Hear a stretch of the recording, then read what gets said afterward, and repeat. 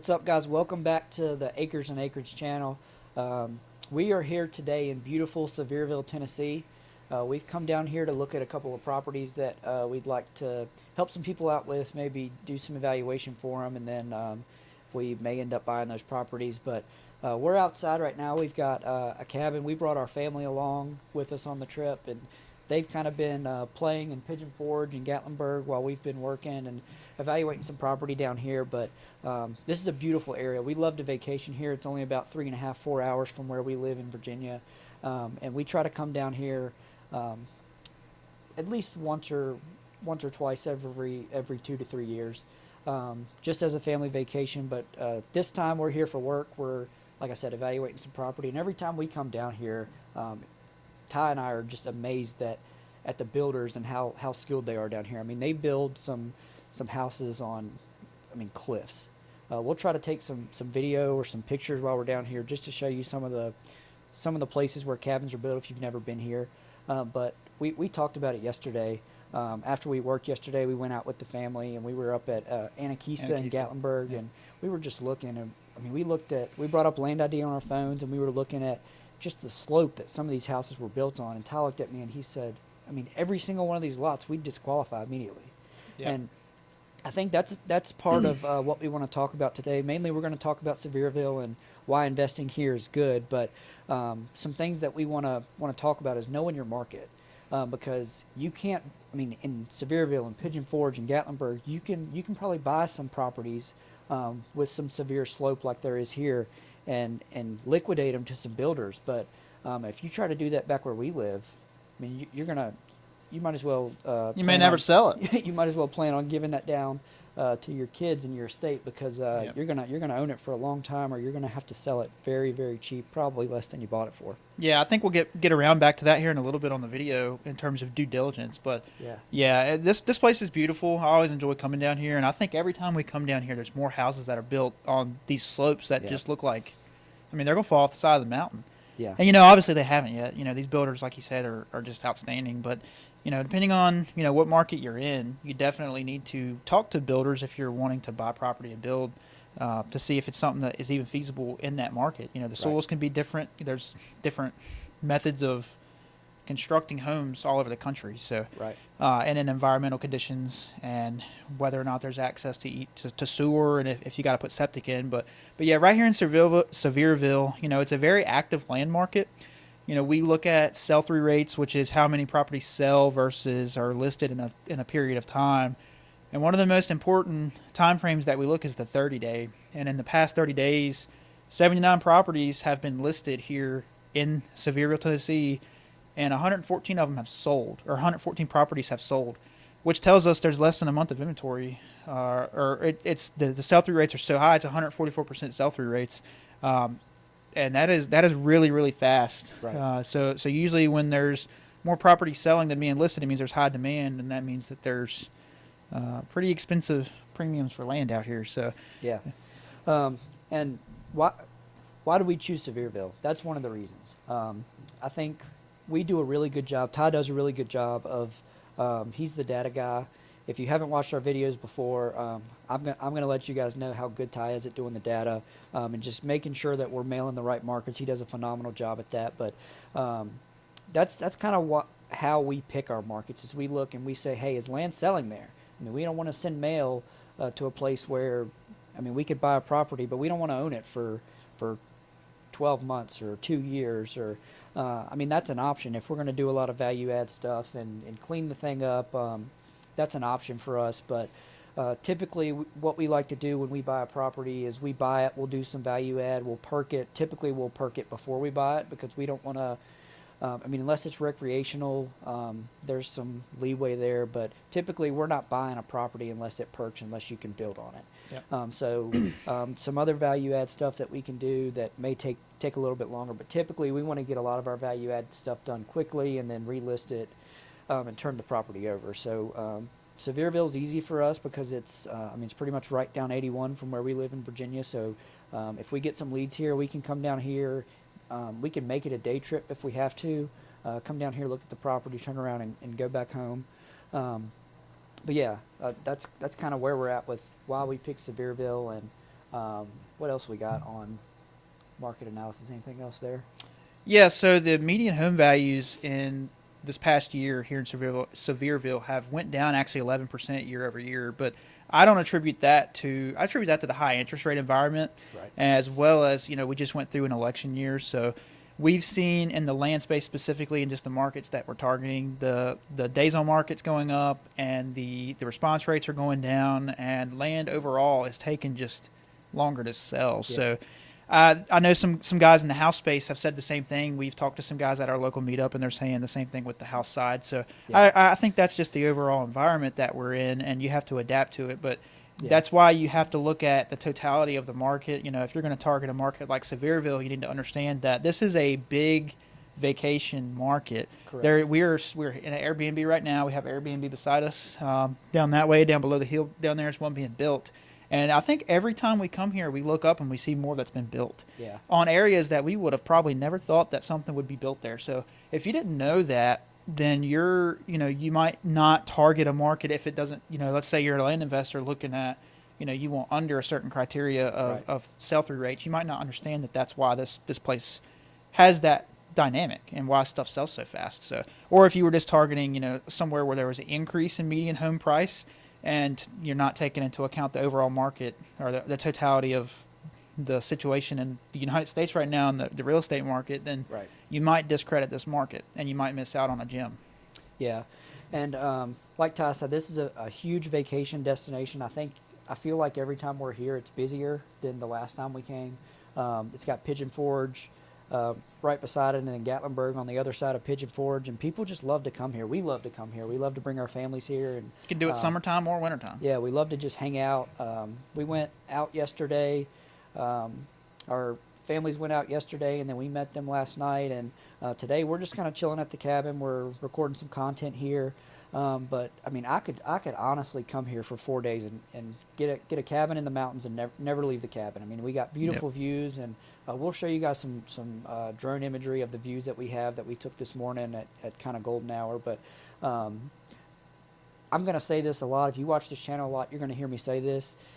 You can do this from behind a computer screen, but you're going to be more successful if you can get out in the field and go look at what you're seeing, because it's going to be really hard for you to see. Like, take Sevierville and Pigeon Forge and Gatlinburg, for example. It's going to be really hard for you to see just how talented the builders are from behind a computer screen. I mean, you can walk down the strip of Gatlinburg and come on some of these side roads and just see that. I mean, they are building some houses on some cliffs. I mean, it's ridiculous where they build some of these cabins and Airbnbs, and I don't think that's something that we would know if we didn't come down here. No, it's certainly not. We're looking at a lead at a property close to home right now. We looked at it the day before we drove down here, and we walked that slope. It's about 27%. It's pretty steep.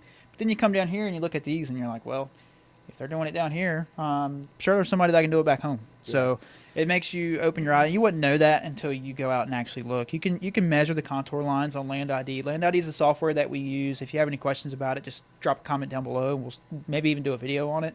It's a great software, but you can measure the contour lines on there. And, the slope percentage, when I'm saying a percent, it's just, the distance between the contour line divided by 100. So if it's 20 feet between that contour line and the slope, or let me go back. If it's a 20-foot slope drop and there's 100 feet of distance, 20 feet divided by that distance. So if it's 100 feet of distance between the contour line and there's a 20-foot contour line, it's a 20% slope. Right. So it took me a minute to get around to that. So, but you can measure those. But if you actually go out and look at the property, you're going to see things that you're not going to see on those contour lines. Correct. So in Sevierville, I mean, there's probably three zoning types that we want to talk about. Residential, that's going to be where we're at right now, a cabin, an Airbnb, a vacation home, just maybe a retirement home for somebody. Somebody might want to buy some land and put a house on it to retire on. But that's kind of your residential land, and that's what we look at the most. We typically we buy and sell a lot of infill lots. We have done a little bit of commercial here recently. We haven't done anything or a lot in the recreational space, but commercial is the second thing I want to talk about. And every time we're down here, I see some new attraction or some new something being built. We went to Anakista last night, and they had a light show, and I'm just thinking, man, they charge $17 every person that goes to that light show, and I think there were probably 250 people in there with us. Yeah. And I'm just thinking, man, if you just had some land on the side of a mountain where you could get some power for some lights, charge $15 a person to come see this light show, and you probably retire in a couple of years. But there's mountain coasters out here that are great for commercial. And the final thing is recreational. I think recreational, this is a great area to buy recreational land. There's a lot of campgrounds. People like to pull their campers down here. You can rent ATVs and side-by-sides and that kind of stuff out here. One thing that I'm kind of curious about, I only know of one golf course down here. I'm a big golfer, and I've played golf in Gatlinburg before. Actually, Sevierville's got one, Gatlinburg's got one, so there's two. But there's one in Pigeon Forge behind off Teaster. Yeah, that's the one. Is that the one that you played? I think it's called Gatlinburg Golf Club or something like that. But yeah, recreational is kind of the last thing that we would look at here, and I think recreational land is. I think it'd be very successful here because, like we said, it's a vacation destination. So when you go on vacation, somebody needs a place to stay, whether that's residential or recreational, pulling their campers down, and people need stuff to do. I have young kids, so. Yesterday was our day to take them out and do some fun stuff, and then today we're just kind of hanging out at the cabin. And this cabin's awesome. We've got a movie theater in here. We've got a pool that's in the basement. I didn't know that it's like common for cabins here to have pools in the basement, but the last time we were here, that cabin had a pool in the basement. Yep. This one's got a pool in the basement. It's got a sauna down there, so I'm getting in there when we're done with here because it's kind of chilly out here. Absolutely. Yeah. But yeah, those are kind of the three zoning categories that we look at when we're in Sevierville. Yeah, and that's something that you got to look at every time you're going to buy a property, no matter where you are, because there's a lot of areas that we work in that don't even have zoning classifications. It'll be unclassified, or sometimes we dealt with a property recently that was zoned commercial, but the surrounding properties were residential, so there was literally houses beside it. And those houses were allowed to stay as residential because they were grandfathered in. So you have to look at stuff like that. That's very important. Make sure you can actually do with the property what you want to do. So that goes into the due diligence. We're going to make a video on that later, dedicated. But that's one of the main things that you got to look at. And down here, there's not public utilities everywhere. There is in a lot of places, but not everywhere. So I can guarantee you on the side of this mountain that we're up here right now, I doubt this cabin's got sewer. This is private septic up here. So, and when you're on a hill like this, and that's what we're dealing with the property back home, we might be in a situation where that property needs alternative septic. And so I'm not a contractor when it comes to that, but I know that it's about a $10,000 to $15,000 difference between, a conventional septic system and some of the alternative systems out there. So that can, if you're a flipper, that can definitely affect your value of your land. And if you're buying to build on, that's something that you need to know. It's going to cost you a little bit more. So, that just talks about just the importance of due diligence. You can never, in my opinion, do enough due diligence on a property. By the time, whether we buy a property or not, when a lead comes in, there's not much by the time we decide if we're going to work with that seller or not. There's not much that we don't know about the property. We can tell you what the acreage says on the deed versus what we can measure out on land ID. Those typically match up pretty well, but we've had some big discrepancies in the past where we have to figure out which one's right. Yeah. But just anything from getting the deed, making sure that there's no restrictions on the property, checking the HOA if the property's in an HOA. Can you put septic on it? Like Ty said, we're in a mountainous area, so it's very rocky here, and rock and septic don't mix very well. So you have to know, can I even build a house on it, and can I put a septic system on it, or does it have public sewer? Does it have does it have electricity to it? Some of the areas that we invest in are pretty rural. Well, we learned something back in a couple months ago. We're under contract about 4 lots in Maryland right now, and a lot of those lots are on above grade sand mound septic systems. I'd never even heard of that. Yeah, and those are more expensive than some of the alternative systems that we've priced for due diligence purposes. So that was a new one to me. That is a mountainous area as well, but there's no slope up where it's at, and it's just really, really rocky. Yeah. So And I mean, just other things to keep in mind. This doesn't matter as much as it used to, but if somebody's looking to build a house in the day and age we're in, they're going to want internet.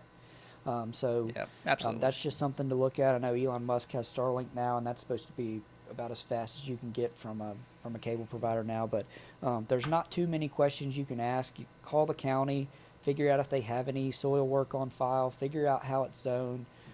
Just ask every question that you can think of. And if you're getting ready to buy a property and you need help, just call us. We'll say, hey, call the county, get this, this, and this.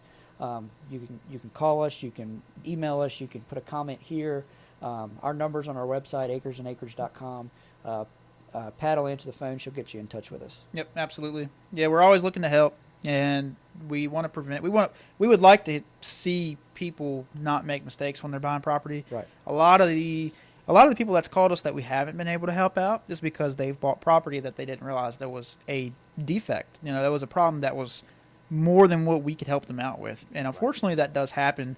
One of those things, kind of buyer beware. You go buy a car and you don't do your research on it, you don't get a pre-purchase inspection on it, then you have bought a lemon, with land or an asset like this, especially if you're not buying it with cash, which, a lot of people have to put a mortgage on land, and that's just the reality of it. It's sometimes hard to get financing on land, but if you buy that land and you can't do anything with it, then you're in a tough spot. Right. So, yeah, like Ty said, people do make mistakes, and we've had people call us and say, hey, and they've been honest with us, and they've told us kind of what their issue was, and they'll tell us, hey, I'll give you a good deal on it, and I was like, there's not any amount of money in the world that's going to make us buy that, because there's nothing we can do with it if we get it.